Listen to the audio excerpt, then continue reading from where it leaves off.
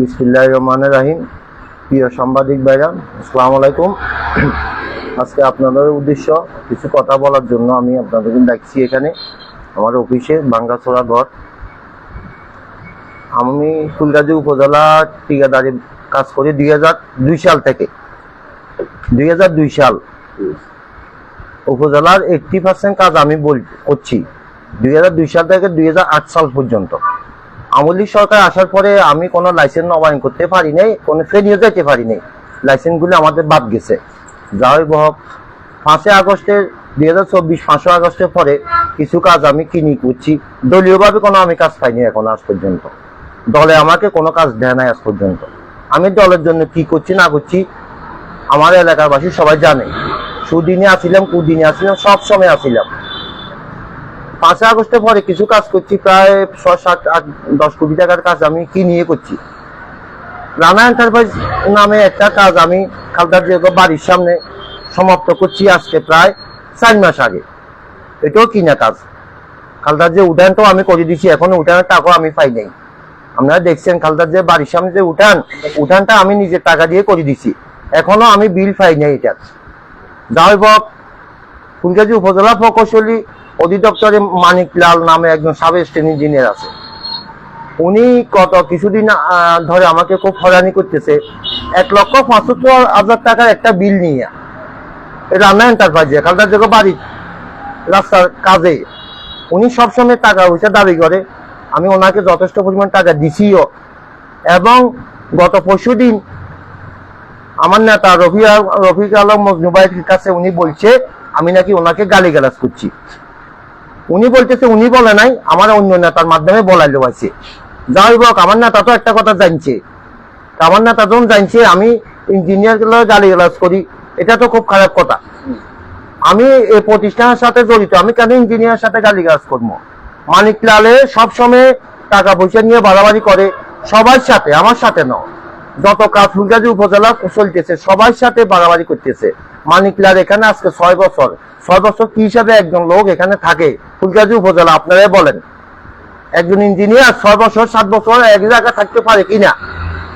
উনি এখানে আওয়ামী লীগের সময় ছিল, আওয়ামী লীগের যত কাজ আছিল উনি তদারকি করতে, কোনো এসো এখানে থাকে না। উনি 1% একজনে আসিল এসো। পরে সায়েম আইসি একজন আমাদের উপজেলা ইঞ্জিনিয়ার, খুব ভালো লোক, আসিফ স্যার। আমরা কাজগুলো খুব ভালোভাবে দেখাশোনা করে।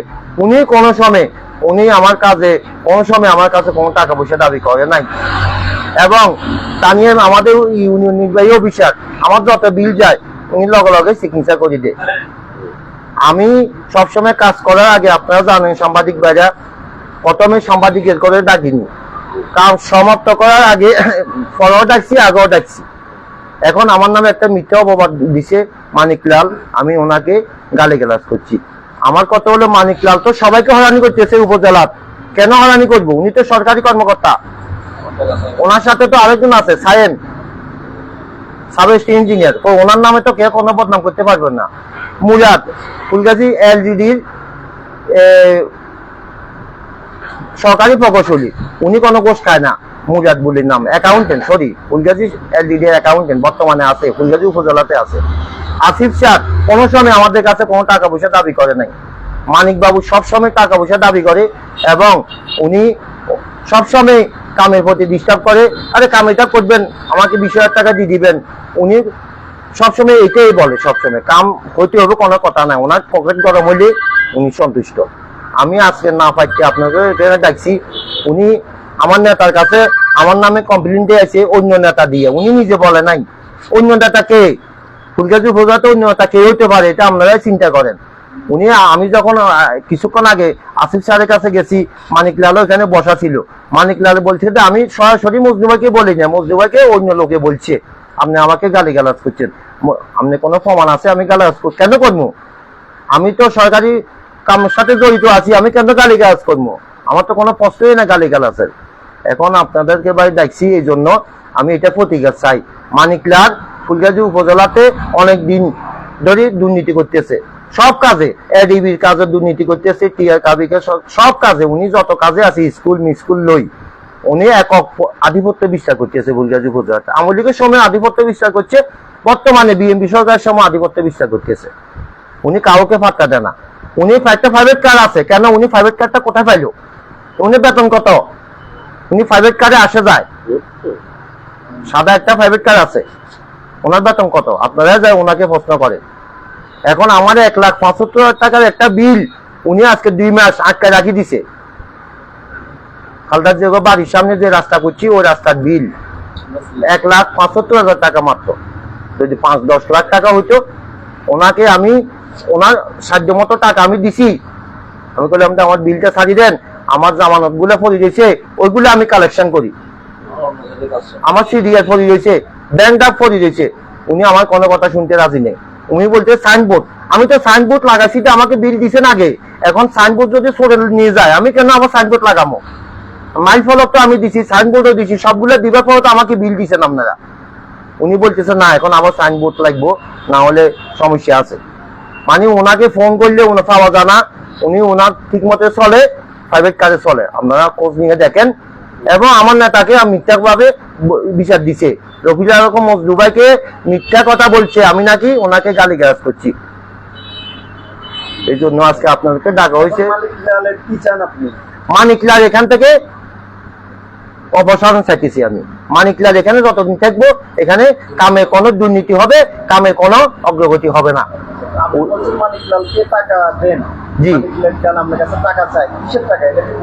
মানিকলালের একটা পার্সেন্টেজ আছে, আপনি কাজ করেন বা না করেন ওনাকে টাকা দিয়ে যেতে হবে। মানিকলালের একটা পার্সেন্টেজ দিয়ে যেতে হবে। মানিকলালের না হলে আপনি সিগনেচার দিত না। থানা ইঞ্জিনিয়ার কম মানিকলালের মূল্যায়ন করে না ইদানিং।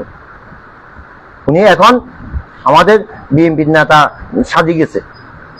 গত 7 বছর আছিল আওয়ামী লীগের নেতা, এখন বিএনপির নেতা হয়ে গেছে।